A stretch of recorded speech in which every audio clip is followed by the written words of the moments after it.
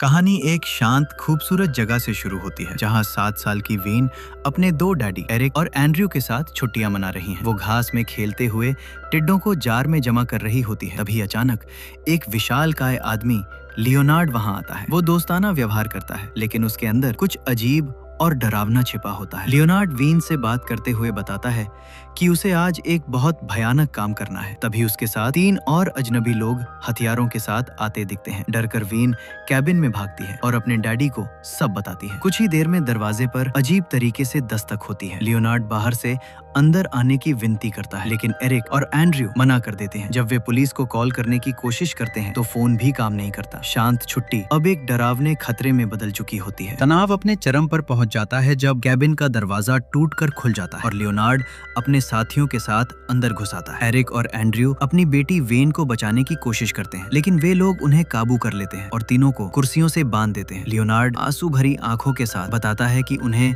दुनिया के अंत के बारे में एक डरावना सच पता चला है। उसका दावा है कि मानवता को बचाने के लिए इस परिवार में से किसी एक को अपनी जान देनी होगी। एरिक और एंड्रयू इसे पागलपन मानते हैं लेकिन लियोनार्ड चेतावनी देता है कि अगर उन्होंने ऐसा नहीं किया तो पूरी दुनिया में भयानक तबाही मच जाएगी। अब तीनों के सामने एक असंभव फैसला खड़ा है। क्या वे इस पर विश्वास करें या इसे एक खतरनाक झूठ मानकर विरोध करें। कमरे में खामोशी और डर छा जाता है और हर पल उनके भविष्य को तय करने वाला बन जाता है। तनाव और बढ़ जाता है जब एरिक और एंड्रयू बंधे हुए होते हैं और लियोनार्ड अपने साथियों के साथ खुद को आम लोग बताते हैं। एक शिक्षक, नर्स, रसोइया और गैस कर्मचारी जो एक ही डरावना सपना देख रहे हैं। एरिक और एंड्रयू उनकी बातों को पागलपन मानकर ठुकरा देते हैं। तभी टीवी पर भयानक तबाही की खबर आती है। समुद्र का पानी जमीन पर और चारों ओर विनाश, ठीक वैसा ही जैसा उन लोगों ने सपने में देखा था। फिर भी एरिक और एंड्रयू यकीन नहीं करते। लियोनार्ड चेतावनी देता है कि ये सिर्फ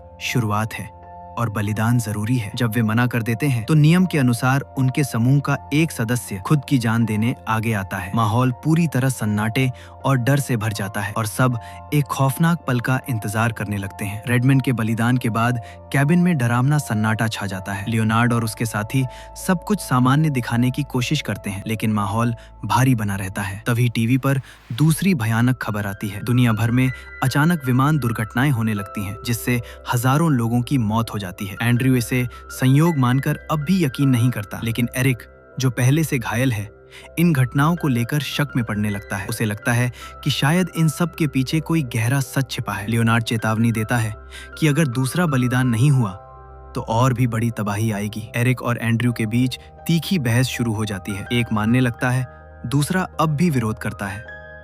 इसी बीच लियोनार्ड के साथी अगले कदम की तैयारी करते हैं। अब फैसला टल नहीं सकता। विमान दुर्घटनाओं के बाद कैबिन में डर और तनाव चरम पर पहुंच जाता है। लियोनार्ड और उसके साथी फिर चेतावनी देते हैं कि अगर दूसरा बलिदान नहीं हुआ तो तबाही और बढ़ेगी। एंड्रयू इसे साजिश मानता है लेकिन एरिक अब शक में पड़ने लगता है।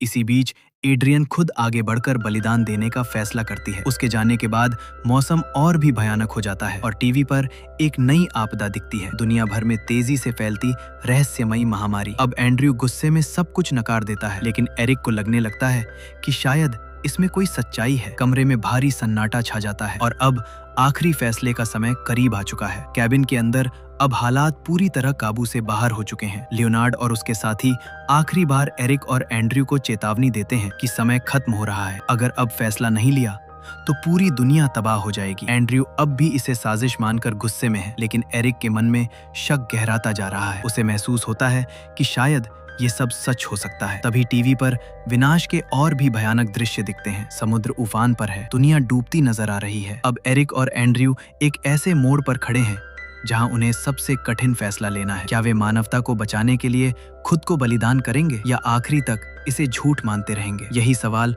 उनकी किस्मत तय करने वाला है। तूफान और तेज बारिश के बीच एरिक और एंड्रयू जंगल के रास्ते पर आगे बढ़ते हैं। एंड्रयू एरिक को समझाता है कि अगर वो ट्रिगर दबाता है तो वो उसी बुराई के आगे झुक जाएगा। वो उसे याद दिलाता है कि उनका प्यार और उनका रिश्ता ही उनकी सबसे बड़ी ताकत है। एरिक गहरे असमंजस में आसमान और अपनी बेटी वेन की ओर देखता है। कुछ पल सोचने के बाद उसका कांपता हुआ हाथ रुक जाता है और वो बंदूक नीचे गिरा देता है। दोनों एक दूसरे का सहारा बनते हैं, वेन को अपनी बाहों में उठाते हैं और बिना पीछे देखे आगे बढ़ जाते हैं। उन्होंने डर या बलिदान नहीं बल्कि अपने प्यार और विश्वास को चुना। यही इस कहानी का अंत है, एक ऐसा फैसला जो सब कुछ बदल देता है।